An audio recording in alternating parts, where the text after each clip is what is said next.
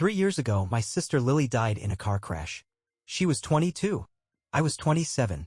She was driving home from a friend's party, sober, doing everything right, when a drunk asshole ran a red light and T-boned her at 64 miles per hour. She died on impact. I identified the body. I remember standing in the fluorescent horror of the morgue, staring at her face, bruised but still hers, and thinking, Mom won't survive this. Turns out she didn't. Not in the way I hoped. She's still breathing, still making tea every morning, still forwarding me conspiracy emails and overwatering her houseplants. But mentally, emotionally, she's in some alternative reality where Lily is just away at school, or traveling, or maybe in the other room. She refuses to say Lily is gone. Like, literally. The word died has never once left her mouth. Not at the funeral. Not at the cemetery. Not when we got the death certificate. She just refers to it as the accident. If she mentions it at all. At first, I thought it was just shock. That numbing, paralyzing phase of grief where your brain wraps everything in bubble wrap because the truth would kill you. But the phase never ended.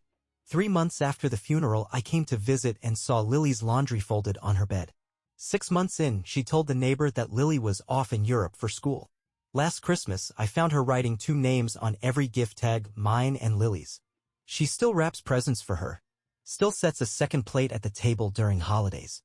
Last year, she ordered Lily's favorite takeout on her birthday, arranged it on a plate, and left it in front of the TV. Just in case she comes back late. I thought she was joking. She wasn't. At first, I tried to gently push back. Mom, I'd say, Lily's not coming back. We should talk about this.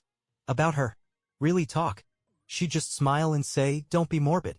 Every time I bring up therapy, she waves it off. I don't need a stranger's opinion about my daughter. I know what I know. But she doesn't. She's not remembering Lily, she's rewriting her. She's frozen her in time. Like a wax figure in her own mind. Still 22, still wearing that stupid scarf she hated but Mom loved. Still off somewhere doing something amazing, just temporarily out of reach. It would almost be poetic if it weren't so grotesque. And now it's affecting me. Because when I talk about my own grief, she gets uncomfortable. Like I'm bringing shame into the house. Like acknowledging that Lily is dead is somehow a betrayal. I've spent 3 years grieving in silence. And the worst part? Sometimes I catch myself slipping too. Sometimes I wake up and instinctively think I should text Lily about this. And then I remember. And then I have to grieve her all over again because I'm not allowed to do it out loud. I'm not allowed to miss her properly in my own mother's house. The breaking point came last month. My wedding. Want to know what my mom did? She brought a framed photo of Lily to the venue. Okay, fine. I could have accepted that grief shows up in weird ways. But then she set it on the table next to the wedding cake. And told the caterers to make a second plate. When I asked her what the hell she was doing, she just looked at me, completely calm, and said, she wouldn't want to miss your big day.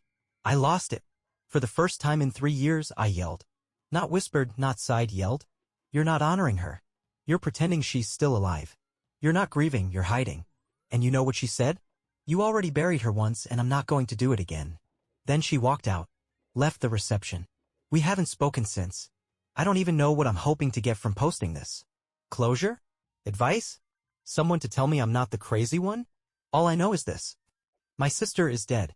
My mom refuses to believe it. And I don't know if I can keep pretending for the rest of my life. Sometimes I think the worst part about grief isn't what it takes away, it's what it leaves behind. The memories. The smells. The sounds of someone's laugh echoing in your skull years after they've stopped breathing. The moments that trick you into thinking it was good once, right? And then come the questions. Was it ever that good? Was it always breaking and I just didn't see it? Lately, I've been asking myself that about my mom. Because there was a time before the funeral silence and the unopened birthday gifts when she was just Mom. Warm. Human. Messy in her own way, yeah, but present. I still remember Saturday mornings. Pancakes too thin but always stacked high. Lily dancing in the kitchen in fuzzy socks, my mom humming along to Fleetwood Mac on the ancient kitchen radio. She used to call Lily my second sunrise. She called me my steady storm. Lily was her golden child. That's not revisionism. That's just how it was. She was sunshine. Straight A's, drama club, made friends in 5 seconds, could charm anyone from a teacher to a stranger in the checkout line. I was quieter, sharper at the edges. I wasn't jealous. I just knew my role. And Mom? She wasn't cruel about it. Not overtly. She loved us both. But Lily lit her up in a way I couldn't. I got practicality. Do your homework. Don't be late. You're the big brother, act like it. Lily got softness. Try your best, sweetheart. Tell me about your dream. Let's go shopping just as girls. Again, I'm not bitter. I don't think. I just noticed. And Dad? He was the quiet buffer. Calm, consistent. The kind of guy who fixed your bike without being asked. He died when I was 17, stroke out of nowhere. Quick. Brutal. That was the first time I saw my mom go somewhere else emotionally. Not full-blown collapse, but something inside her hardened. But Lily kept her going.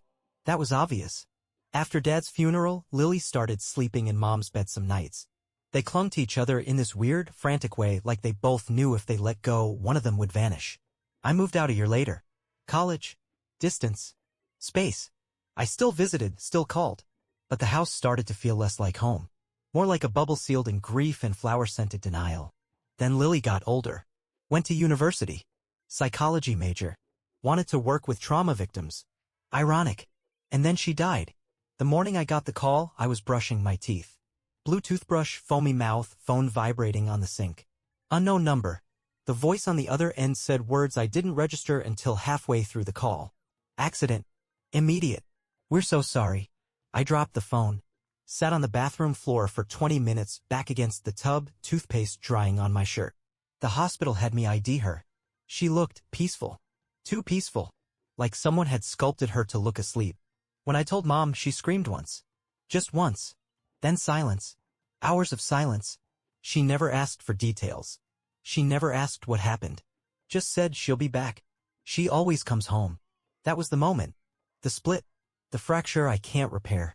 There were people, cousins, friends, neighbors who tried to talk to her. Tried to tell her it was okay to cry. That she didn't have to be strong. That Lily was gone, but she was still here. She didn't hear them. She just nodded and said, I know what I know. And then she started setting a plate for Lily at dinner. To be honest, I don't even know what I'm grieving anymore. Lily? My mom? Myself? Maybe all of it. Maybe that's what real loss is, a never-ending funeral for versions of people who don't exist anymore. I don't know how much of that week I actually remember and how much I've just patched together from photos, text messages, and muscle memory. But I remember the moment. The second I walked into the hospital room where Lily's body was waiting. Cold. Too quiet. A thin sheet pulled up to her collarbone like it could protect her from what had already happened. Her mouth was slightly open. Her hands folded like she was just resting. I remember thinking she looked incomplete. Like she was about to wake up and tell us all this was a prank. That she was filming some weird social experiment. That we were all being too dramatic. She was 22. She hadn't even finished her senior year. The official story. Drunk driver. Pickup truck. Ran a red light doing 60. No skid marks. No attempt to brake. His BAC was 4 times the legal limit.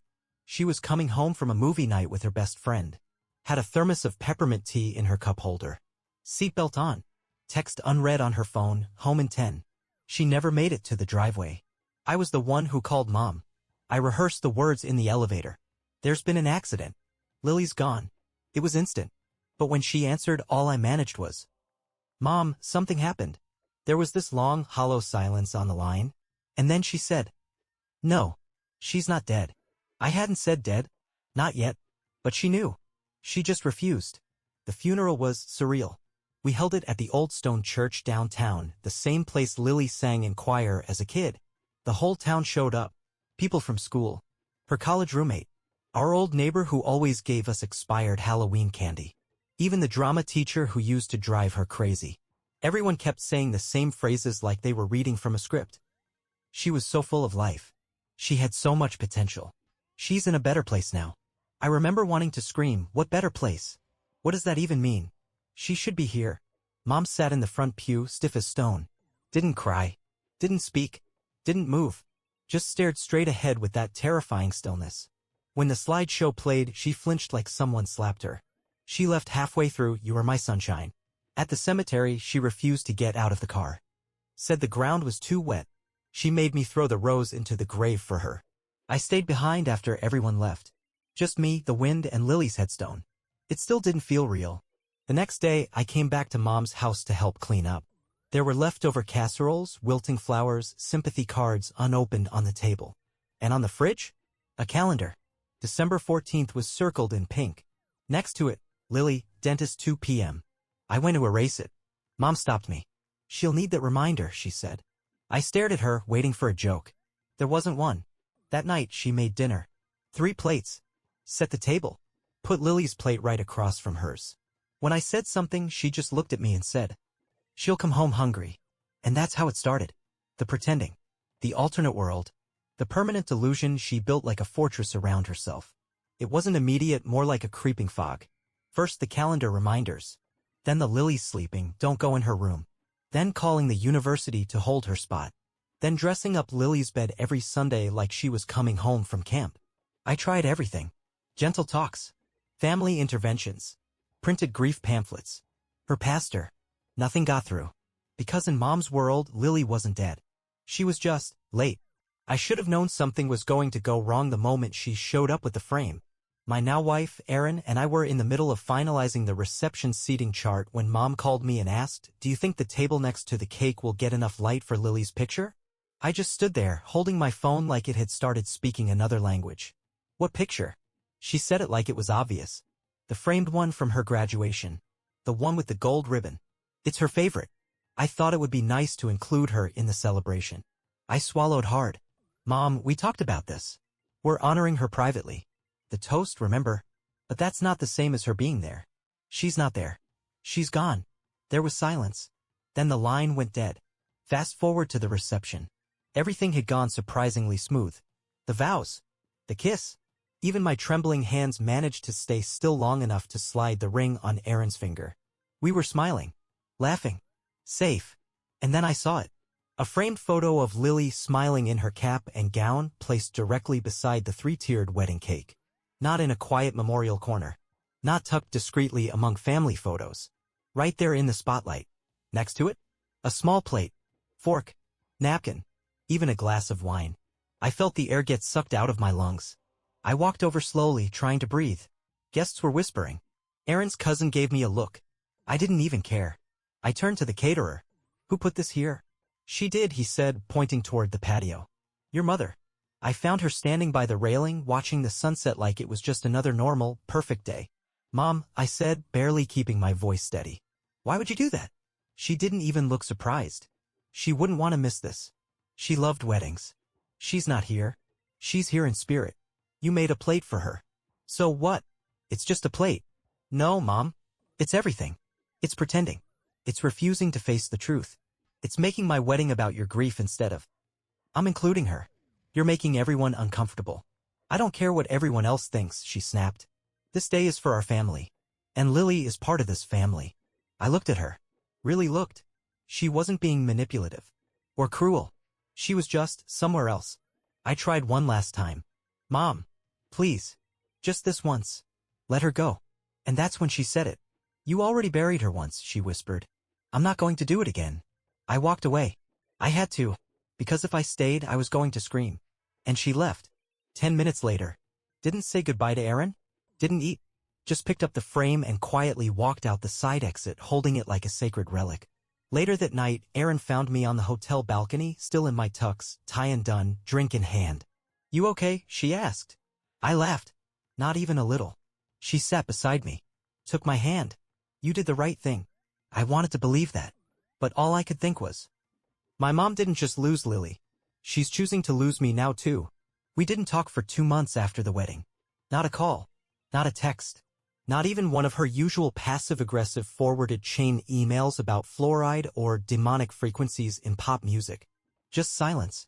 And I wish I could say it was peaceful. But silence from someone who used to fill every moment with noise? That's the loudest thing in the world. After the wedding, Erin and I tried to move on. We moved into a new apartment closer to her job. Bought furniture together. Started talking about kids softly, cautiously. Like testing the temperature of a pool we weren't ready to dive into. But something was off in me. Or maybe not off. Just out of sync. Like I'd been trying to build this whole new life on top of a foundation that never fully settled. Like I couldn't stop checking the rearview mirror. Every time we talked about starting a family, my stomach twisted. What if I turned into my mom? What if I lost a child and became that?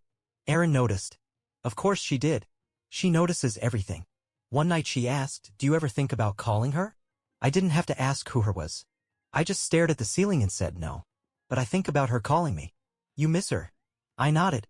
And you're still mad. I nodded again. Erin rolled over, wrapped her arm around my chest, and whispered, "You don't have to choose." But it feels like I do. Because talking to my mom now means walking into a world where Lily is alive and I'm the problem. Where grief is a dress-up game and denial is just a form of devotion. I tried therapy. Again. Just 2 sessions this time, different guy. He told me to visualize closure. I told him my mom sets a plate at the table for my dead sister. I'm not sure closure is on the menu. Didn't go back after that. Then, last week, I got a call. Blocked number. I almost didn't pick up. It was a woman named Melinda, lawyer, apparently. Said she was handling estate cleanup for my uncle who passed away last year. Someone I barely knew. There was property involved. A piece of land my grandparents owned. Split between my mom and her siblings. But now she was the last living heir. The catch? She was refusing to sign anything. Said she needed Lily's signature too. Told them her daughter wasn't currently reachable. The lawyer was confused. Is she out of the country? I had to pause. Then say the words. She died. 3 years ago. Melinda went quiet. Then said, "Oh. I'm so sorry. Your mother didn't mention that." No. Of course she didn't. I told Erin about the call. She said you should go talk to her. I don't want to start another war. Maybe this time it's not about winning. Maybe it's just about being honest. One last time. So I texted her. Just one line. "We need to talk. In person." She replied in under 5 minutes. "I'll put on the kettle." Lily's favorite tea? I stared at the screen for a long time. I didn't reply. Walking back into that house felt like opening a wound that never really healed. Same creaky step on the porch. Same chipped paint on the doorframe. Same hanging basket of fake flowers that Lily used to call zombie petunias. It smelled exactly the same too.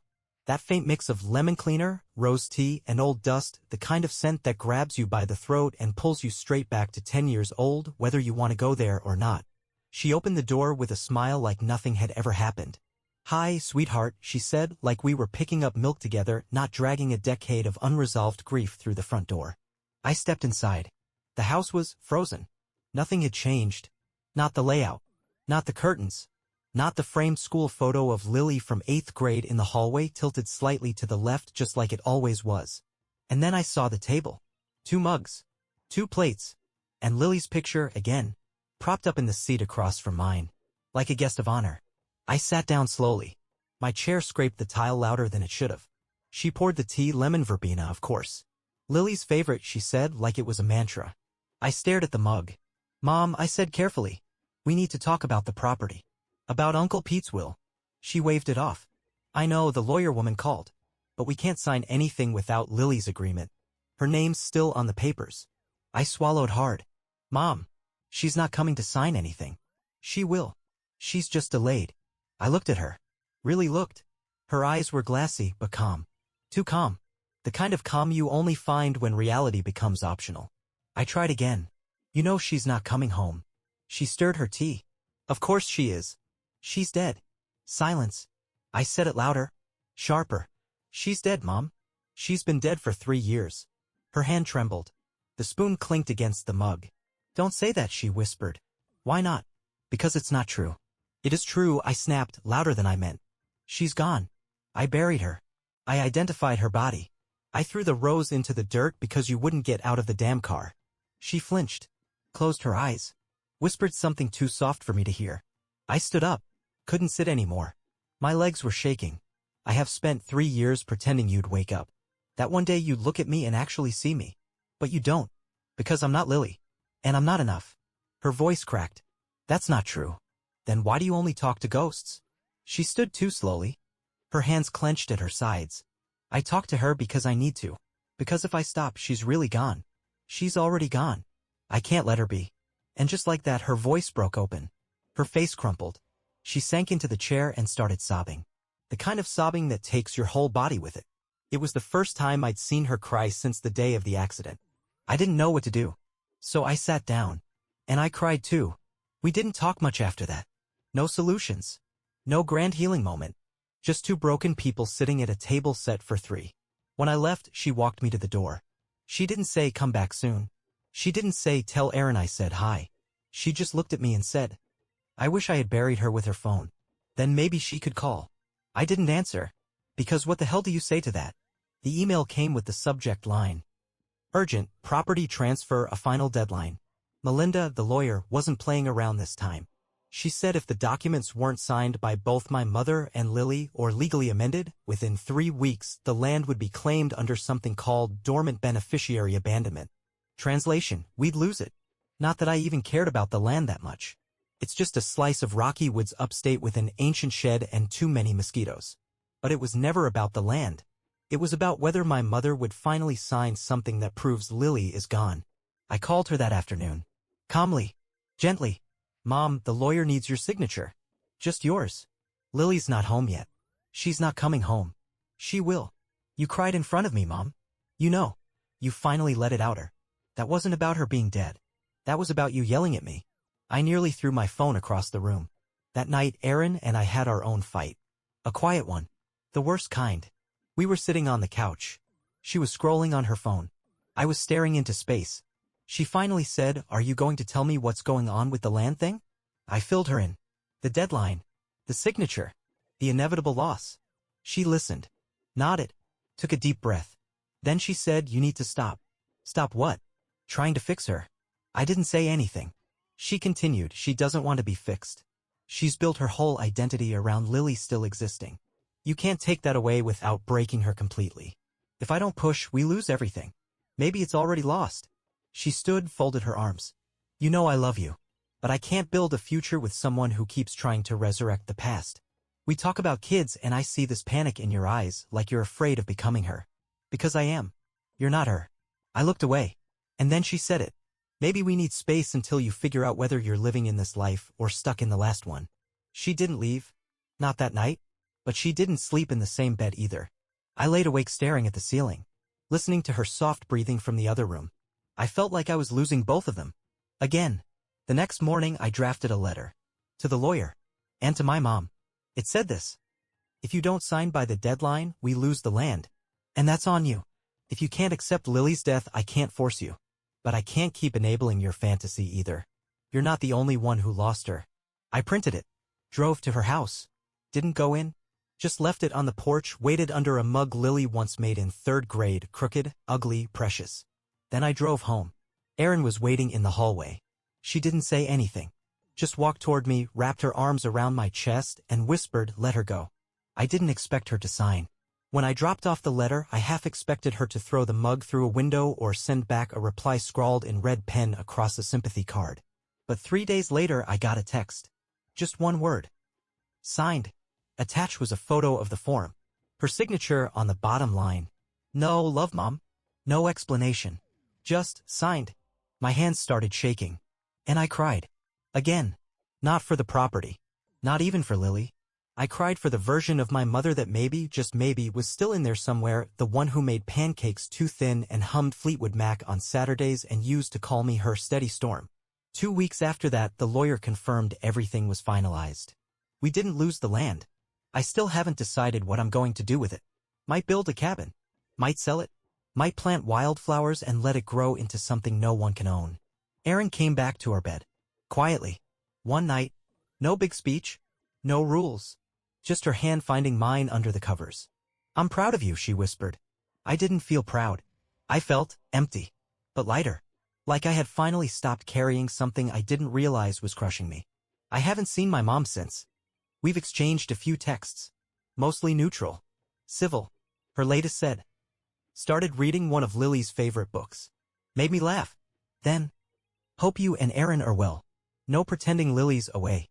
No imaginary timelines. Just a shared grief. Not a shared lie. I don't know if we'll ever be close again. But maybe that's not the point.